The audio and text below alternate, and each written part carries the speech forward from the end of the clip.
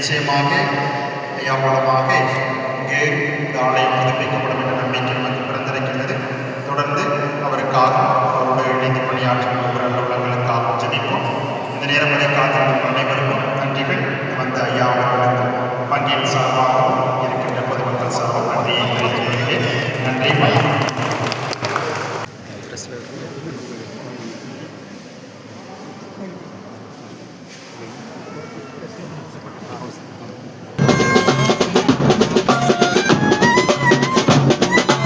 மண்ணின் மைந்தர் முத்தமிழறிஞர் தலைவர் கலைஞர் அவர்கள் மாவட்டமான திருவாரூர் மாவட்டத்தில் பெரும்பண்ணையூரில் அமைந்துள்ள இந்த தேவாலயத்திற்கு திராவிட மாடல் ஆட்சி நடத்தும் தமிழக முதல்வர் தளபதி அவர்கள் 2 கோடி ரூபாய் புனரமைப்புக்காக நிதி வழங்கியுள்ளார்கள். இந்த கோவில் என்பது மிக தொன்மை வாய்ந்த ஐரோப்பிய கட்டிடக்கலைக்கு சான்றாக விளங்கக்கூடிய ஒரு கோவில்.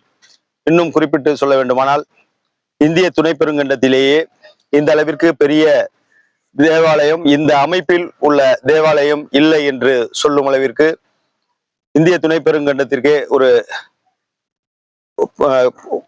முன்னுதாரணமாக கட்டிடக்கலைக்கு ஒரு சான்றாக விளங்கக்கூடிய இந்த தேவாலயம் என்பது திராவிட முன்னேற்ற கழகத்தின் முன்னாள் சட்டப்பேரவை உறுப்பினர் ஐயா கே பெரியசாமி உடையார் அவர்களின் தந்தையார் குழந்தைசாமி உடையார் அவர்கள் காலத்தில் நிர்மாணிக்கப்பட்ட ஒரு கோவில் இது. அவர்கள் அந்த குடும்பத்தை சார்ந்தவர்கள் தொடர்ந்து இந்த கோவில் அமைக்கும் பணியை தொடங்கி இடையில் ஏற்பட்ட தொய்வையும் பெரியசாமி உடையார் அவர்களின் தந்தையார் அவர்கள் காலத்தில் இந்த தேவாலயம் முழுமை பெற்றது. அந்த சார் ஏ.டி. பன்னீர்செல்வம் அவர்கள் இந்த தேவாலயத்திற்கு பலமுறை வருகை தந்த தேவாலயம்.